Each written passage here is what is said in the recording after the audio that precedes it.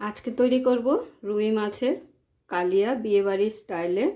তো একদমই অন্যরকমভাবে আর ঘরোয়া পদ্ধতিতে বিয়েবাড়িতে কিভাবে রুই মাছের কালিয়া তৈরি করা হয় সেটাই আপনাদের সাথে আজকে শেয়ার করব।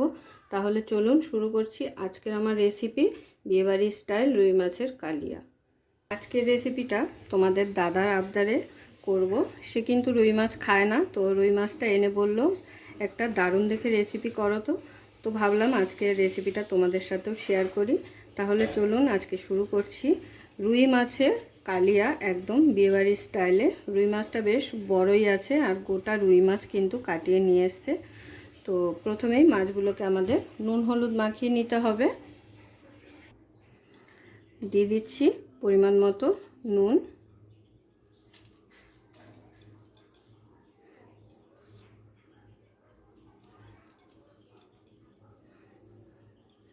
এরপর দিয়ে দিচ্ছি হলুদের গুঁড়ো।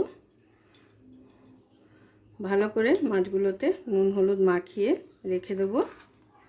তো মাছগুলোতে খুব ভালো করে নুন হলুদ মাখিয়ে নেওয়া হয়ে গেল। এবারে কিছু মশলা দেখাবো আপনাদের, যেটা আমাদের এই রান্নাটা করতে লাগবে। প্রথমেই বলে দিই, এখানে আমি দুটো পেঁয়াজ পেস্ট করে নিয়েছি, টমেটো পেস্ট, আর সঙ্গে যাচ্ছে পোস্ত বাটা, আর তার সঙ্গে কিছুটা কিশমিশ বাটা। তো আরও কিছু গুঁড়ো মশলাও এর সাথে অ্যাড হবে, সেটা রান্নাটা করতে করতে দেখিয়ে দেবো। এবারে কড়াই বসিয়ে মাছগুলোকে ভেজে নেব। কড়াইটা কিন্তু গরম হয়ে গেছে আর কড়াইতে দিয়ে দিচ্ছি তেল। তেলটা গরম হয়ে গেছে, এবারে এক এক করে মাছগুলো ভেজে নেব।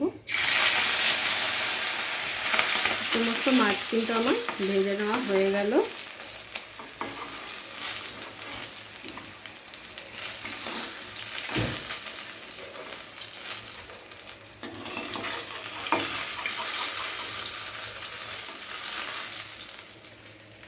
এই তেলের মধ্যেই একটা আলু আমি লম্বা করে কেটে নিয়েছি, ওটা ভেজে নেব।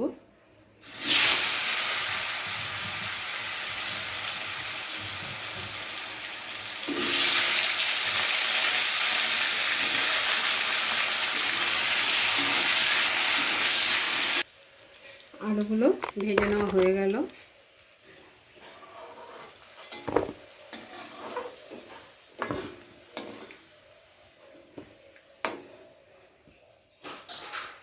এরপর এই তেলের মধ্যেই ফোড়নে দিয়ে দেবো দুটো শুকনো লঙ্কা, দুটো তেজপাতা, গোটা গরম মশলা, গোটা জিরে, আর তার সঙ্গে দিয়ে দেবো 1 চামচ হিং। দিয়ে সমস্ত কিছু একটু ভালো করে নাড়াচাড়া করে দিয়ে দিতে হবে পেঁয়াজ বাটাটা।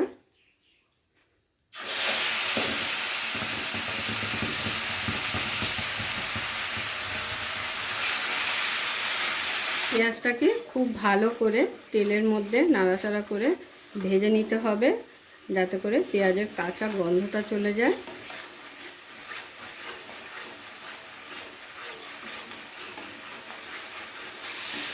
পেঁয়াজটা খুব ভালো করে ভেজে নেওয়া হয়ে গেছে। এবার এখানে আবারও কিছু মশলা অ্যাড করে নিতে হবে, যেমন আদা বাটা, রসুন বাটা, ঝালের জন্য কাঁচা লঙ্কা বাটা,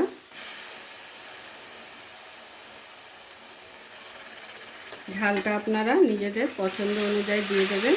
এবারে পেঁয়াজের সাথে আবারও এগুলোকে খুব ভালো করে একসাথে কষিয়ে নেব একবার।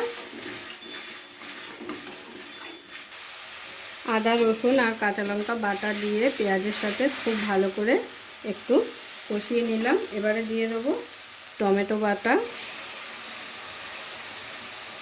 কিশমিশ বাটা, পোস্ত বাটা,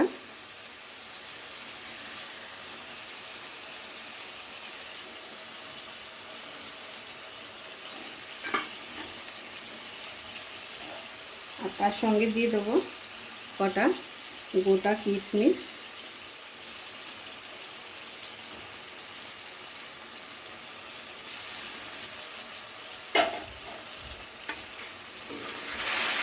এবারে সমস্ত কিছুকে আবারও একসাথে খুব ভালো করে মিশিয়ে কষিয়ে নেব ভালো করে।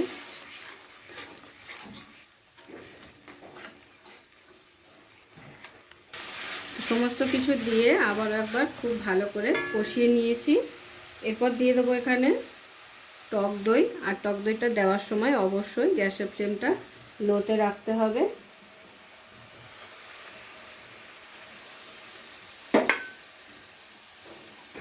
দিয়ে দিচ্ছি কাশ্মীরি লঙ্কা গুঁড়ো,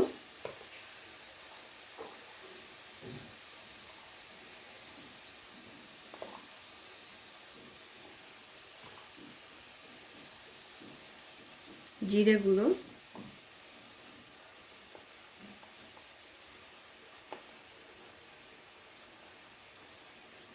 হলুদ,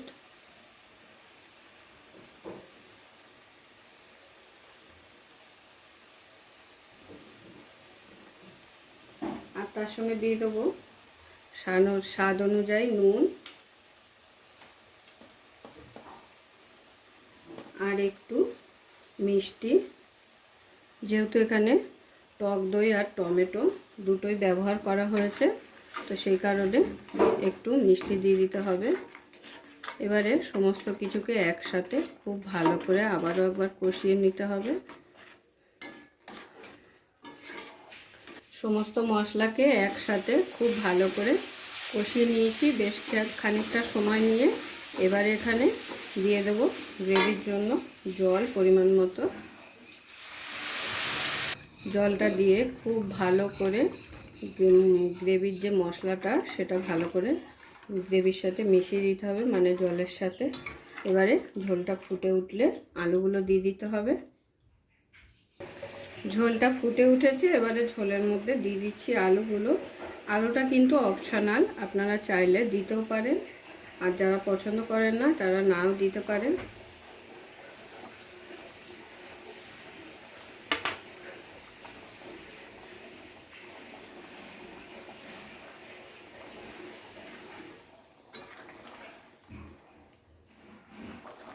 আলুটাকে ঝোলের সাথে কিছুক্ষণ ফুটিয়ে নেওয়ার পরে এবারে দিয়ে দিচ্ছি মাছগুলো।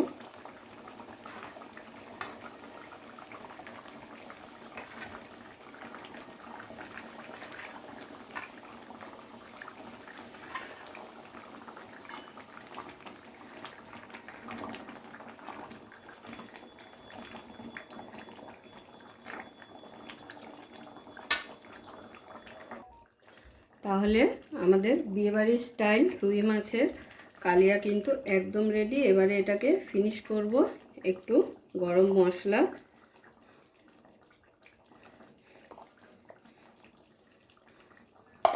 আর দিয়ে দেবো 1 চামচ ঘি।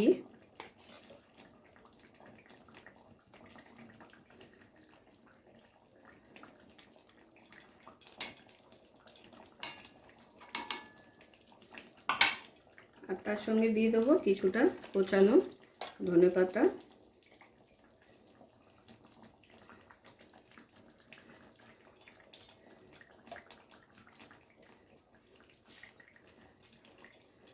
আর সঙ্গে দিয়ে দিচ্ছি কটা কাঁচা লঙ্কা চিরা। এবারে সমস্ত কিছুকে ভালো করে একবার মিশিয়ে নেব।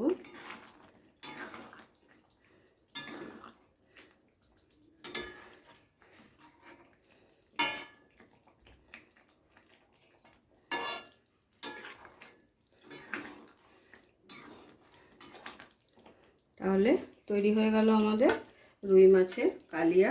এবারে আমি গরম গরম প্লেটে সার্ভ করে নেব। পুরো ভিডিওটা দেখার জন্য সকলকে অসংখ্য ধন্যবাদ। এরকম আরও নিত্য নতুন ভিডিও দেখার জন্য চ্যানেলটি অবশ্যই সাবস্ক্রাইব করে নেবেন, আর পাশে থাকা বেল আইকনটি প্রেস করে নেবেন নতুন রেসিপির আপডেট পাওয়ার জন্য।